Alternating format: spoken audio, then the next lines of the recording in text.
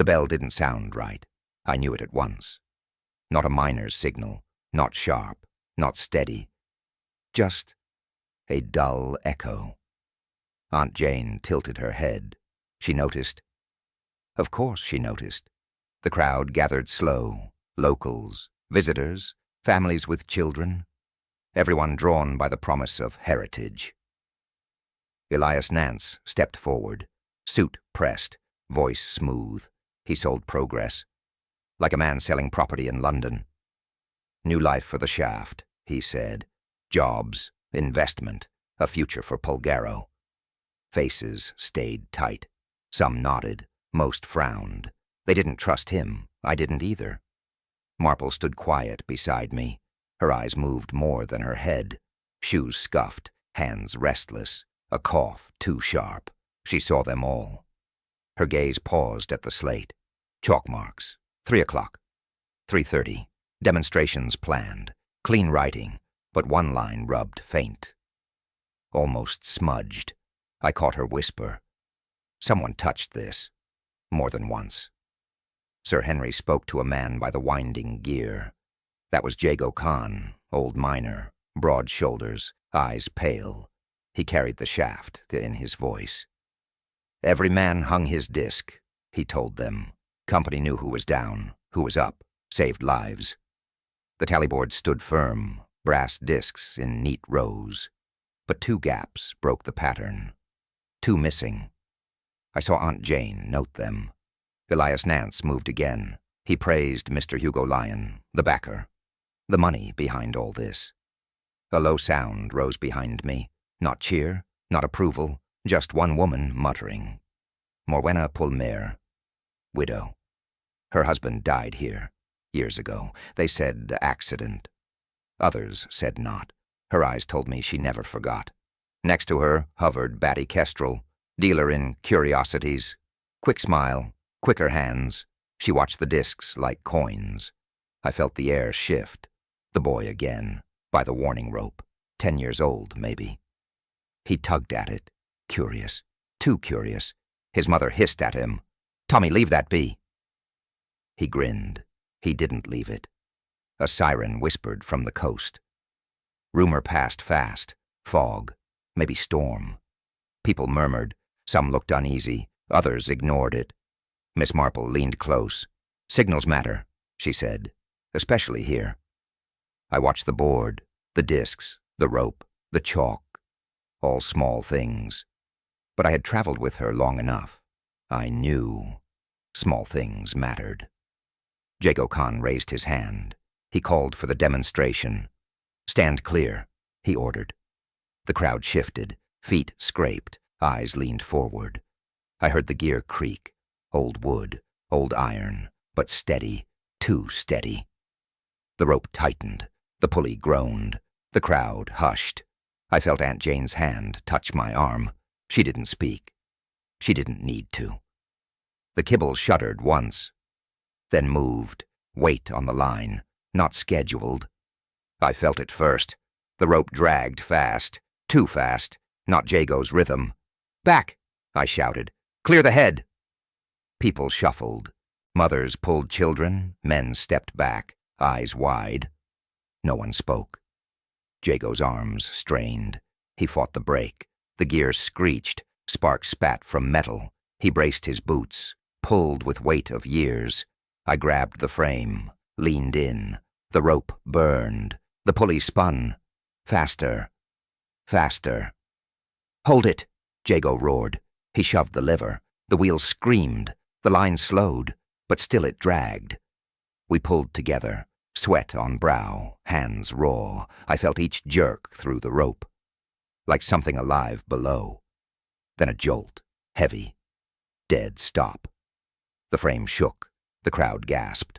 Silence. "All right," Jago panted. "We haul." The drum wound slow. The rope creaked. Each turn heavy. Something dragged behind. Something wrong. Faces leaned in. Children hushed. Even the gulls went quiet. Every eye fixed on the black mouth. The rim broke surface. The bucket swung. Iron clanged against stone. I saw it. First the arm. Slack. palm open, then the head, bent wrong, neck twisted sharp. Gasps all round. A woman screamed. I steadied the line, held it firm. Elias Nance, no doubt. Suit torn, hair wet with blood, skin pale, eyes glassed. Marple didn't flinch, her face still, Sir Henry stiff beside her.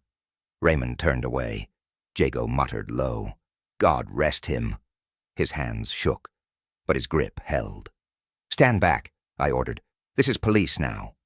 I climbed near, checked breath. None. Checked pulse. None. The head wound deep, not fall deep. Blow deep. The iron bucket stained dark. Blood pooled shallow at base, dripped slow. Cold. "Keep back," I barked. "Inspector will take it." I covered the body with my coat, but the hand still showed. Fingers stiff, knuckles white. Something clutched. I pried it slow. Metal gleamed. A brass disc, stamped C-37. Not from this shaft. Not today's gang. Wrong place. Wrong man. I looked at Jago, his jaw set. He didn't speak. Just stared at the tally board. I turned, counted rows, one by one, neat lines, bright brass, but 2 empty spaces, 2 tally gaps stare back at us, 2 alarms, 1 story. The fog siren sounded at 2:55. Everyone remembered it. Everyone jumped when it went. Clear, sharp, official. But another signal came first. Not official, not planned. The mine bell. I asked the boy, Tommy. He was sure. He rang it himself. 2:45, he said, before the fog horn. He smiled when he told me. He liked the echo. His mother scolded him. But he stood firm. I rang it. He told me to stop. She hushed him after. But I remembered. Children speak plain, too plain. 2 alarms, close, 15 minutes apart. Enough to twist a timeline. Jago said he cancelled the first demonstration. He rubbed chalk off the slate. 3 o'clock. Gone. Replaced with cancelled. He thought it safer. He thought it clearer. But someone used that gap. Between bell and foghorn. Between schedule and confusion. The perfect pocket to act. I asked the constable, "You saw the time?" "Yes, miss. Checked my watch. 2:55, exact." He said it steady. He believed it steady. That is how habit works. When alarm sounds, you look down. You trust the dial. More than your senses. I nodded. Sir Henry's eyes narrowed. He thought the same as me. Confusion by signal.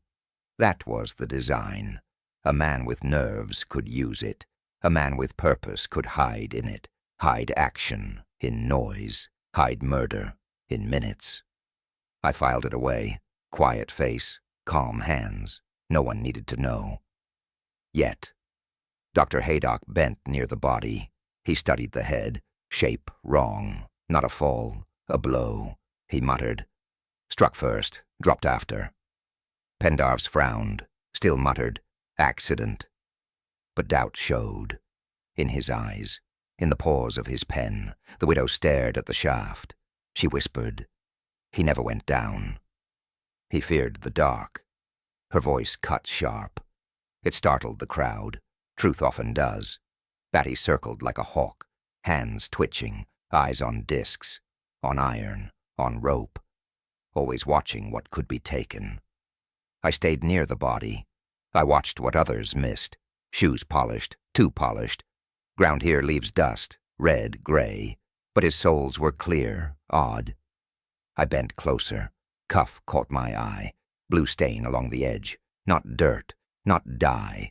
A powder. Sharp. Distinctive. I touched it with care. Pressed my finger to the cloth. Faint mark spread on skin. I knew the type. Engineers used it. To measure. To mark. Prussian blue. It stays. When all else fades. I straightened, slow. Breath held. Mind fixed. She touches blue dust. On his cuff. Boots too clean. That was my first thought. If he had fallen, dust should coat them. Granite dust. Tin grit. Ground fine by years. But not a mark. Not a trace. I crouched closer. Raised the trouser leg. Shiny leather. Polished. Wrong. Marple's eyes met mine. She saw it too. We didn't speak. We didn't need to. I moved to the lamp, still clipped to his belt. I pulled it free, shook it once, dry, completely dry. That made no sense. The shaft dripped damp, condensation on walls, buckets always wet. If he'd gone down, even for minutes, moisture would mark it. But this lamp was bone dry. I checked the wound, not flat, not fractured like a fall, curved, angled, deep groove cut across the skull.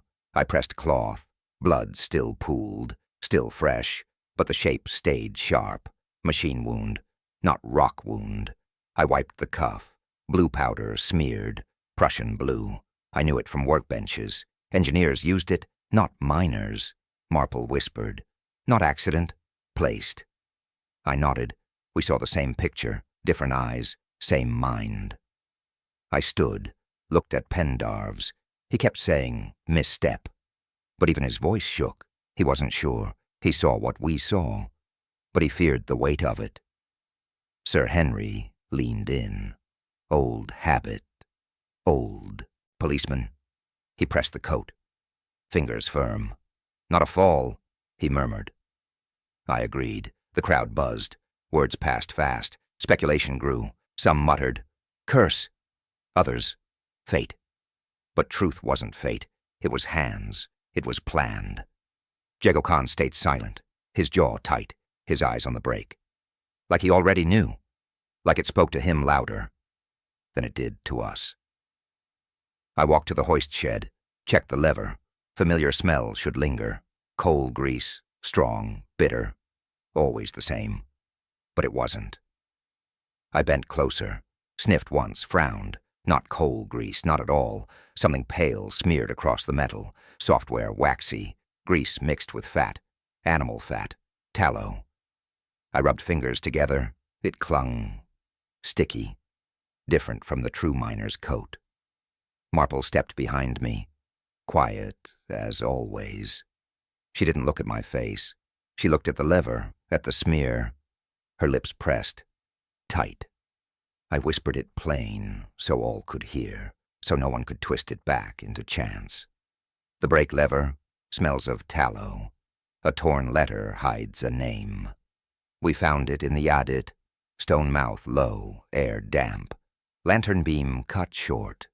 Raymond bent first, pulled the scrap from the wall, edges wet. Ink blurred, but still readable. One word clear. Pulmere. Another half clear. Compensation. I held it steady. Marple leaned near, her eyes sharp. She nodded once, not just heritage, not just land. Something older, something legal, a claim unfinished. I folded it, slipped it safe. But my mind raced. Nance argued earlier, around noon. Dr. Penbathy told us. She said his words cut, cold, dismissive. He waved off history. He waved off pain. Morwenna Pulmer never forgave. Her husband dead. Mine accident, they said. But some called it sabotage. Now a paper appears. His name. Linked with money, linked with silence. I thought of Nance, his polished shoes, his London tongue. He carried papers, always checking his watch, always writing notes. Too careful? Too secretive? Raymond asked, could this be blackmail? I did not answer quick, but I thought it. Clear as day, yes. Blackmail. Or leverage, or threat. Hugo Lyon arrived soon after. He walked with stride of business, his words clipped. Unfortunate, very unfortunate. But progress cannot wait. His tone, colder than wind. No pause for grief, no thought for Nance as man, only as agent, only as tool. I studied him, tall, smooth, money in his cufflinks, pressure in his gaze. He feared delay, he feared exposure, not the death.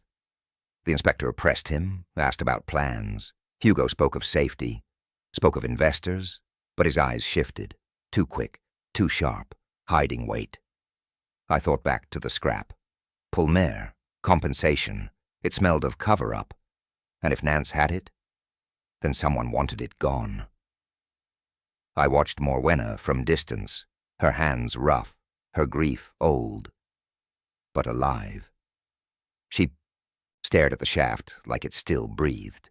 If truth was buried, it buried her too. Marple touched my arm, her voice soft. Secrets feed on silence, but silence is not always given. Sometimes it is bought.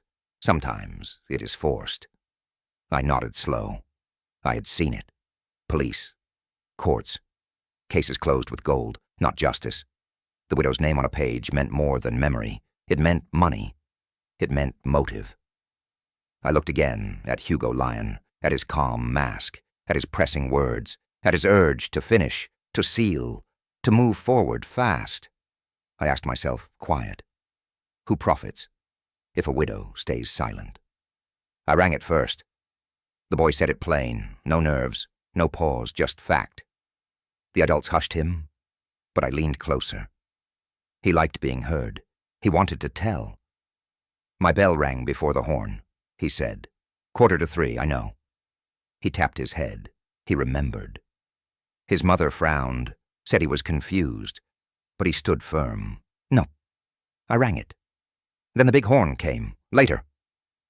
I watched his hands, still red from rope burn. He pulled hard. He made it sing. Sir Henry asked gently, "Did you see anyone near you?" The boy nodded, simple. Yes. He paused, waited. Eyes flicked to his mother. She gave him a look. He dropped his head. Marple crouched, her voice soft. "Tell us, Tommy. What else?"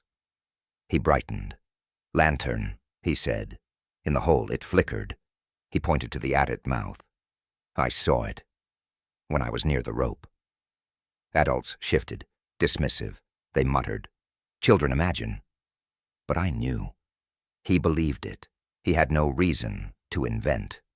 "Blue too," he added. "Blue dust on the rope." He showed his fingers, smudges faint, almost gone now. He rubbed thumb and finger, left a pale trace. Just like the cuff. Same stain. I saw Marple's glance, sharp, quick. She stored it, safe in her mind. The inspector waved him, quiet. "Enough, boy." But the child pressed. I saw it. He said it again. No fear. The mother snapped. "Hush, Tommy." She pulled him close, tried to silence him, but truth already slipped. Too late.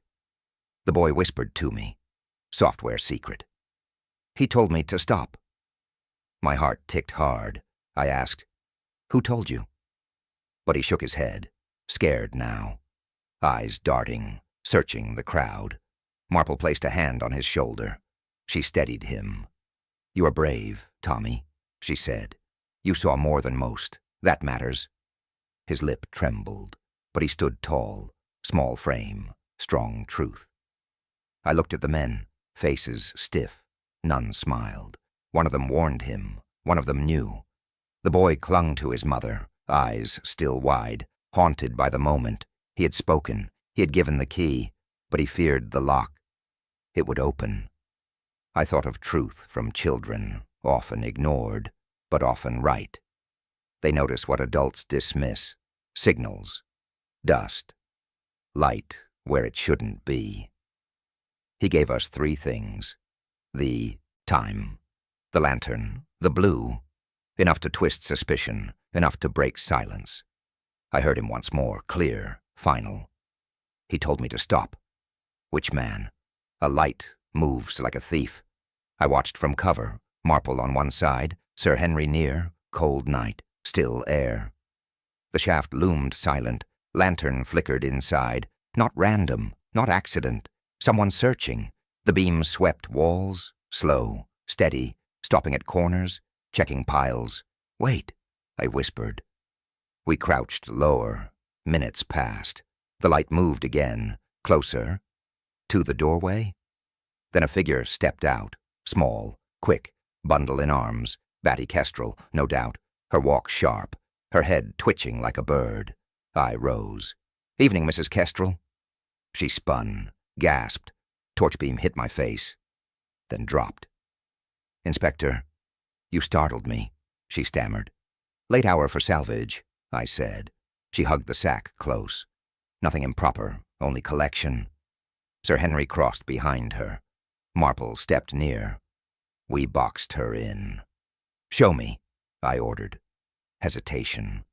Then she opened the sack. First item, brass disc, stamped C-37, exact match to the one clutched by Nance. Her hands shook when she set it down. Second item, blue string, snapped ends, frayed, surveyor type. Matched the fibers we saw near the pulley. Third, oily sacking, heavy smell, petroleum thick. She wrinkled her nose, but still held it. I noted all, voice even. "These are not trinkets, madam. These are evidence." She rushed words. "No, sir. Legitimate salvage. Old pieces. I rescue them. Before they're destroyed." Her tone cracked. Too quick, too eager, not steady. Marple watched, silent. Her eyes never left the tally disc. Her mind already spinning. I pressed on. "Why collect at night?" "To avoid disturbance," she said. Her excuse weak. Her face pale. She knew it. Sir Henry took the string, rolled it in his palm.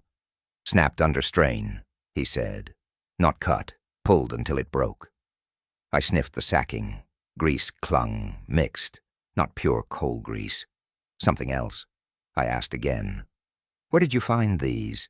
She faltered, pointed vaguely. "Boiler pit, behind stones, left from years past." Her voice failed her. Truth bent thin. We all felt it. She tried to smile, failed. I swear. I only meant to preserve history. History had blood now. Blood on iron, blood on brass. Not history. Evidence. I folded the sack. Tight.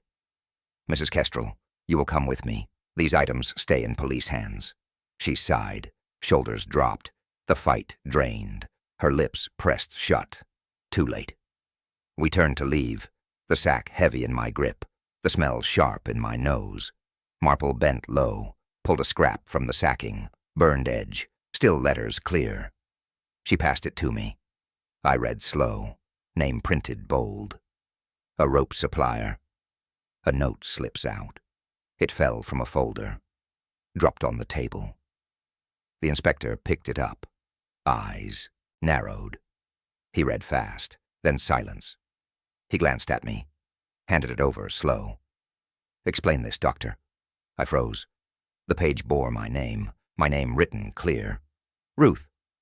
No mistake. The lines shook me. "Private," it began. "Your company means more than you know." Signed, Ian Elias Nance. The room stirred. Faces turned sharp. Accusation hung heavy. Eyes judged me. I felt heat climb my neck. I shook my head. "Number not true. I never—" My voice cracked. The inspector pressed. "You deny this?" "Yes, I deny it. I never wrote back. I never met him. In private." He tapped the page. But his words are plain. I pulled it closer, read again. The ink gleamed, too fresh, edges too clean. Paper smelled sharp, new, not old. Something off, something staged. I saw it now. The script tried to mimic his style, but the strokes stiff, not natural. Nance wrote in long sweeps. This hand stopped often, hesitated, forced. Marple sat quiet, hands folded. She watched my face. She did not judge. Her silence steadied me. "Look," I said. I held the letter high. "The ink isn't settled. It shines still. It was written this very day." The inspector frowned. Sir Henry leaned closer. He sniffed. He nodded once. "Fresh," he agreed. But the damage cut deep. Murmurs spread. Doubt settled heavy. Batty smirked in her corner. Morwenna turned her head, her grief made sharp. By suspicion. I clenched my fists. "I had no dealings with him," I said. "I opposed him, publicly. He wanted the shafts flooded. I said no, loudly. Everyone here heard." The inspector wrote notes, his eyes less certain. But still he kept the page. I swallowed hard. I had defended history, defended safety. Now I stood accused of intimacy, the twist cut cruel. I caught Marple's gaze, her eyes calm, her mind moving fast. She saw what I saw. This was planted, deliberate. meant to steer blame. The crowd wanted answers. They whispered. They doubted. They believed what they saw. But I knew better. Truth was crooked here, bent to fit someone's plan, and I had walked into it. I touched the page again. My hand shook. My voice fell low. But I forced the words. This is forged. Fresh dent. Cold iron. I ran my hand along the sheave. The groove caught my nail. Not old. Not worn. New. A crescent mark curved sharp. Edge pressed deep. Something hard struck here. Not by chance. By design. I rubbed the rim. Blue came off. Powder fine. Stuck to my skin. Prussian blue. I knew it. We used it to test fit. Gear teeth. Bearings. Hooks. It showed pressure points. It showed where metal met metal.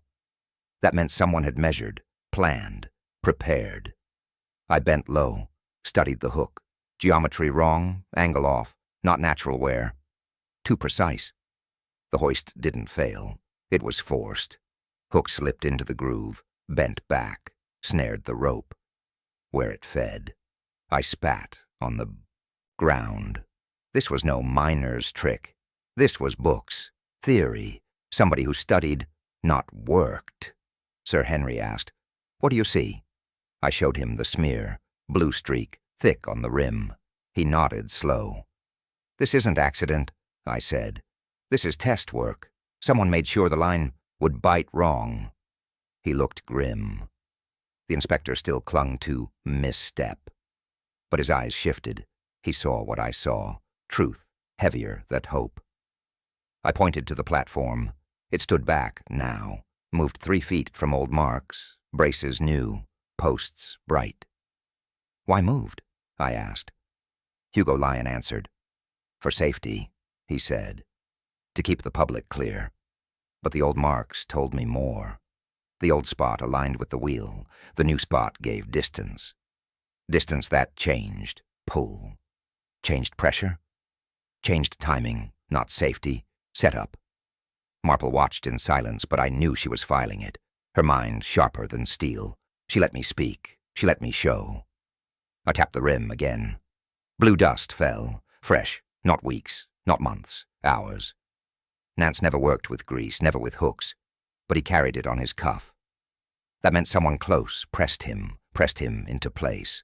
I closed my hand on the powder. It marked my palm. Wouldn't wash easy, like guilt.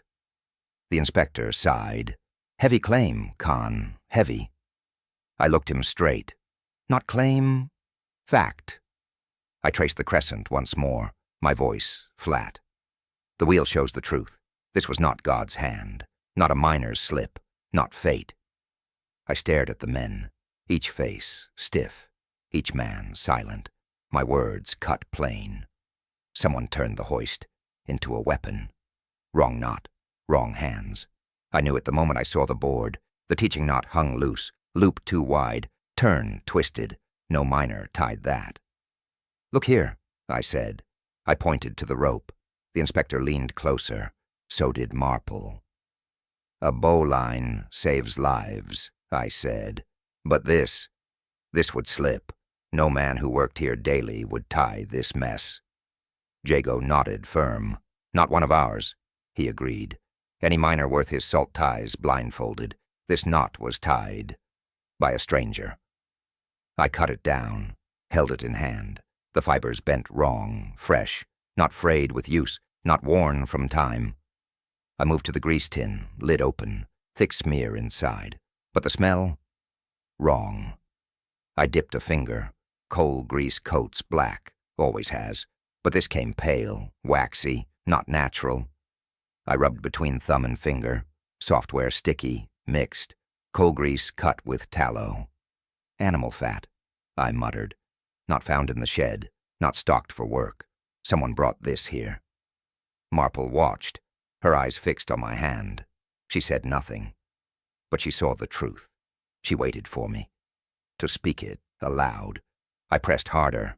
Underneath the smear sat powder. Fine. Blue again, the same as before. Prussian blue. It stuck under my nail, embedded deep, not by chance, deliberate. I showed the inspector. He frowned, still scribbled notes, still hesitated, but Marple's gaze never wavered. Her silence gave me strength. She knew. I knew. This was no miner's work. I thought of men I had known, hands thick, knots sure, habits steady. They worked by feel, not theory. Years taught them, not books, not paper. But this knot, this grease, this powder, all signs of planning, all signs of someone who studied. Without practice, a planner, not a worker. I dropped the rope to the floor. It coiled like a lie. The grease tin I closed tight, sealed the filth inside. Marple finally spoke, her voice low. Knowledge is not always skill. One can read about rope and still tie death into it. I nodded. Her words struck true. They carried weight from years of watching, of knowing, of measuring men by habit. I looked at the inspector, still hesitant, still clinging to doubt. But even he knew. His eyes told it. He had seen enough to fear the truth. I brushed the blue from my fingers. It clung, wouldn't leave, like the mark of intent. I straightened, faced them all, and said it plain. This was done by a planner. He knows books, not habits. Close it fast, the wire says. I read it twice, short, sharp. London words, investor words. Hugo Lyon stood near, too calm, too smooth, hands folded behind his back, eyes steady. Unfortunate business, he said, but best resolved quickly. We must not let sentiment delay progress. I folded the telegram, slipped it into my book. His gaze followed, hungry, waiting. I said nothing, only stared. Behind him, the shaft lay silent, a body already taken, blood still fresh in memory. And yet here stood Hugo. Speaking of delay, not death. Another telegram arrived by runner. Different hand, same tone. Funds tied, progress report required, delay unacceptable. The investor spoke louder than justice. They cared for numbers, not names. I asked Hugo plain. Where did the rope supplier come from? He answered quick. London. Too quick, no thought. He knew before I asked. His net ran deep. The supplier tied to him, the grease, the string, the goods pulled by his circle. He masked it well. But the line connected. London men, London money, London rope.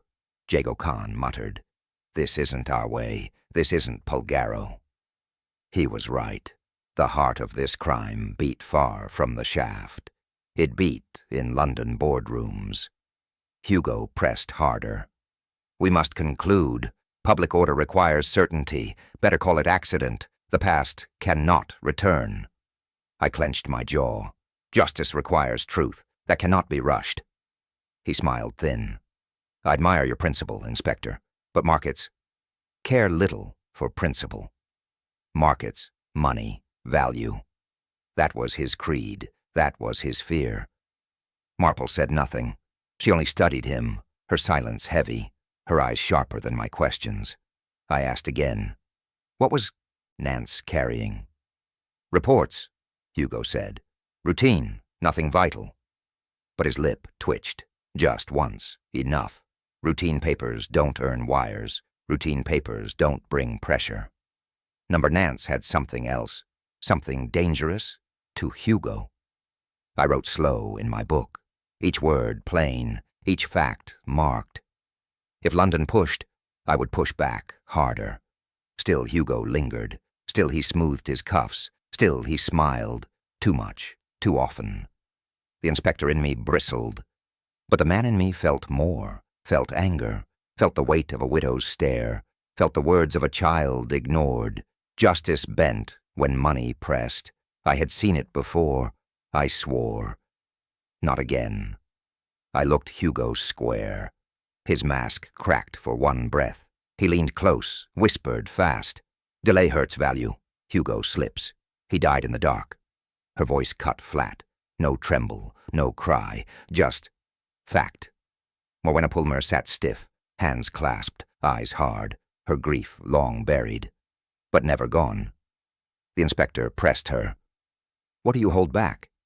She did not answer, not at first, her jaw tight, her silence stubborn. Then she sighed, reached under her chair, pulled out a tin, small, rusty lock, edges dented. She set it down. Her eyes never left the men. This is all I kept. I leaned forward, Marple closer still. The inspector took it, but Morwenna's hand stayed on the lid. "Promise me," she said. "Not buried. Not again." The inspector nodded once. She let go. The lock snapped easy. Inside, papers. Old, but neat. Wrapped in cloth. He unrolled the top sheet. Letterhead clear. Company seal sharp. Unbroken. Words struck heavy. "Negligence," it read. "Compensation due." My throat closed. So it was true. They knew. They admitted fault. Another sheet followed. Dates matched the year her husband died. Signatures real. No forgery here. Ink faded, but still strong. Marple whispered, "Duplicates." I understood. One copy kept quiet. Another hidden here. Nance had known. Nance carried his own copies. No wonder he argued. No wonder he pressed. He had proof of failure. Proof of loss. Hugo Lyon stiffened. His face gave nothing. But his fingers tapped his cuff. Too fast. Too sharp. Morwenna's eyes never left him. She saw what we saw. Her pain burned plain. "You called it an accident," she said. "You told us it was chance, but this says different. This says you let men die." Her voice cracked at last. Years of silence broke in that moment. The room felt heavy, each man guilty by presence. The inspector folded the sheets. His hand shook. Even he could not deny now, the truth written, stamped, sealed. I thought of the shaft, of men lost in dark, of families left with lies, and of Nance, holding these very papers, threatening exposure. No, this was not rumor. This was not village talk. This was fact. And fact could ruin fortunes. Fact could end careers. Fact could stir London against Hugo. Morwenna leaned back, her strength drained. Her hands trembled, but her face still burned. "I waited," she said. "I waited for one man to speak. He never did, so I kept the words myself." Marple placed a hand on hers, gentle, kind. But her eyes stayed fixed on Hugo. She knew the battle had shifted. It was no longer about accident. It was about cover-up. And if Nance had waved these pages, then his death carried more than anger. It carried silenced truth. Blackmail wasn't rumor. It was active. Footprints changed direction, without turning. I bent low, lantern light sharp, marks clear in dust, boots pressed deep, but wrong. The toes pointed forward. Then suddenly back, no spin, no turn, like the man walked backward. I tried it myself, walked 2 steps, turned round, not the same. A turn always leaves twist. Here, none. Straight prints, but reversed. "Someone staged this," I said. Marple nodded. "Backward steps, old trick, meant to mislead." I followed the line. The adit stretched narrow, footprints neat, even spacing, deliberate. Halfway through, I saw threads, blue, thin, caught in a crack. I plucked them out, string fibers, same as the pulley sight, same as Batty's sack, no doubt. "Link confirmed," I muttered. The inspector scribbled, but his eyes doubtful, still slow to trust. I pressed on. Further down the wall stood a shelf, small, wood-warped. Dust thick, but cleared at center. A lantern had sat there. Recently. Circle of clean wood showed. The boy was right. He saw a flicker. He told the truth. A shelf meant a signal. Someone lit it to time the hoist. Someone waited for the bell, then moved. Not accident. Clockwork. I traced the route. From Adit to shed. Straight path. No stumble. No rush. The man who walked it knew the ground, knew every step. It mapped to the engine house. The line too neat. Too sure. This wasn't a wanderer. This was purpose. I marked each point, boot prints, blue string, lantern shelf. Then out toward the yard. There the tracks scattered. Too many feet, too much crowd. Confusion hid the end, but I had enough. I looked back. Each staged detail pointed to one name. Batty Kestrel, her sack, her string, her disc. It looked perfect, too perfect. Placed like breadcrumbs, but heavy-handed, too neat. To be real. Marple's face told me what I feared. Her lips pressed thin, her eyes sharp. "This is not her way," she said. "Batty hides, yes, but she does not plan, not like this." I sighed. I knew she was right. The trail wanted us to look at her. It begged us to look at her. I thought of the knot, the grease, the wheel, planned by mind, not by habit. Batty lacked that. But the planner needed her name, needed her as shield. I stared at the prints once more, false, bent to deceive. And I felt anger rise. Someone mocked us. Someone thought truth could be staged. But truth leaks through cracks, always. False trail points at Batty. On purpose. "Let's repeat the demo." I said it plain. The inspector frowned.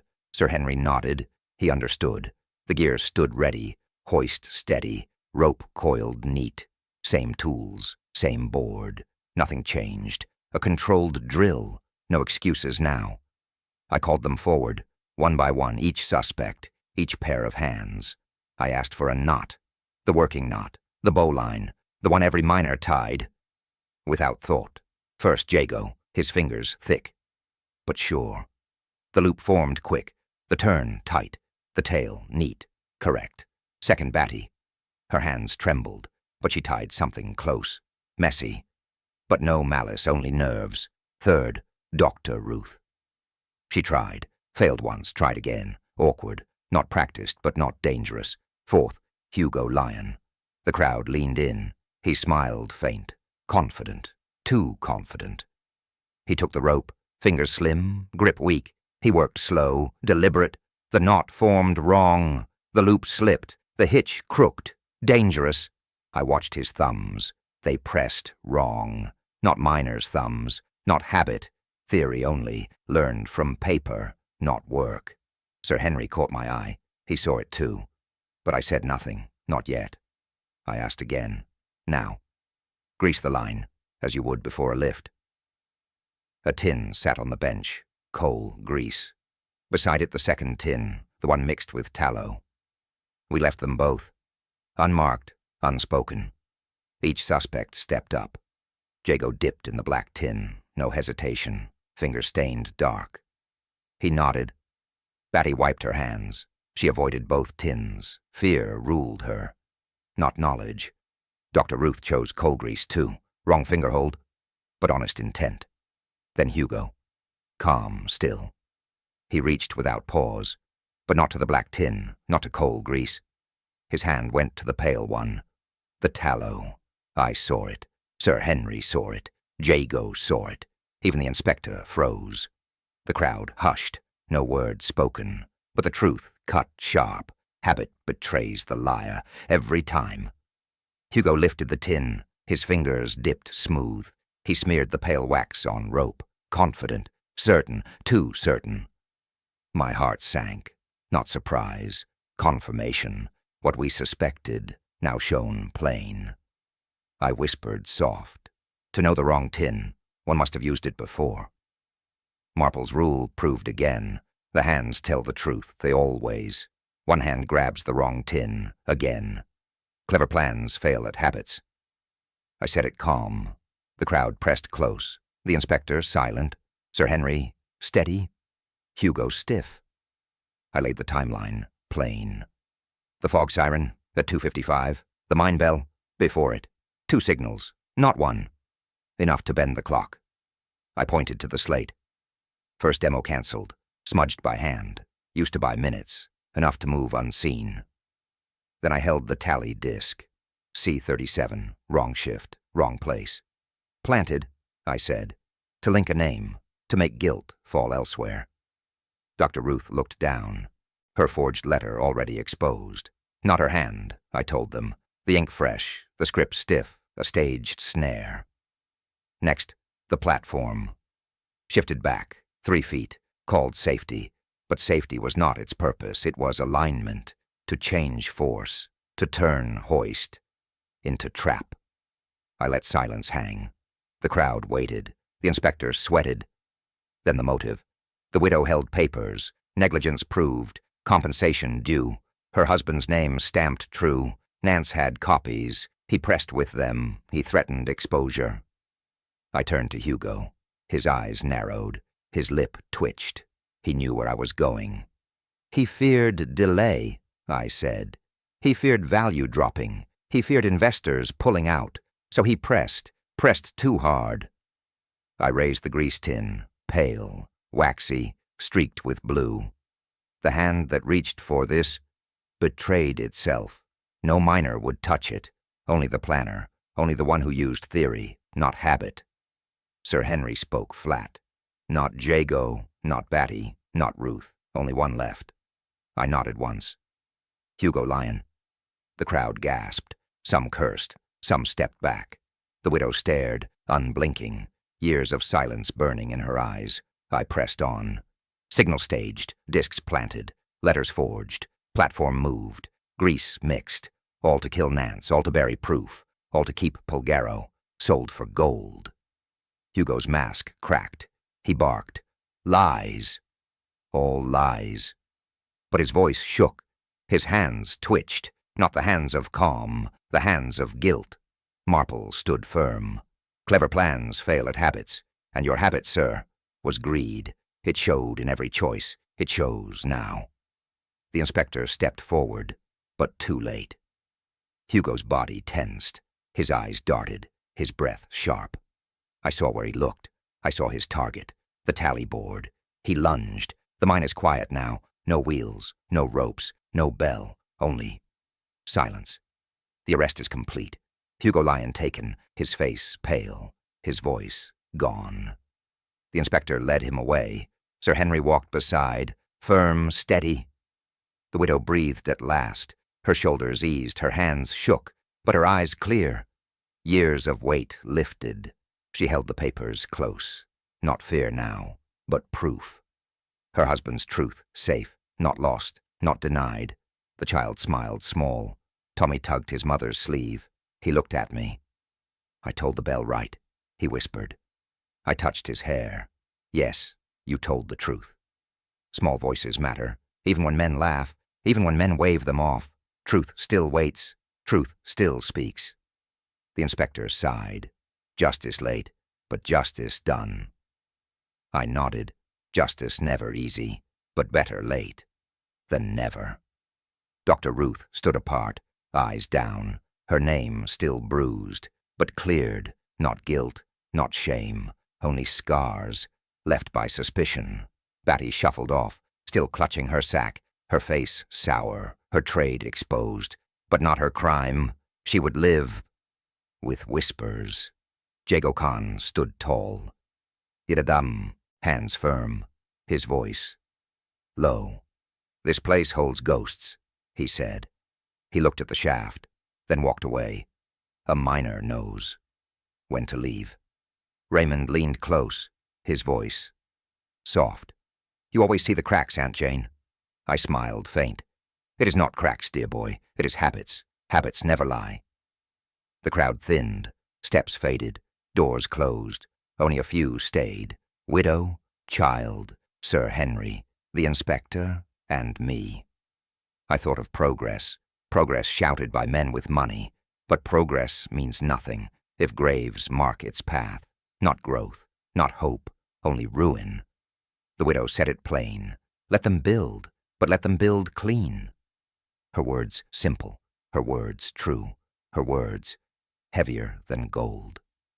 The inspector agreed. This place would not bury more truth, not if I could help it, not if Sir Henry could help it, not if the law held firm. I felt the weight lift from me, too. The case closed, the lie broken, the guilty named, but always a cost, always pain left behind.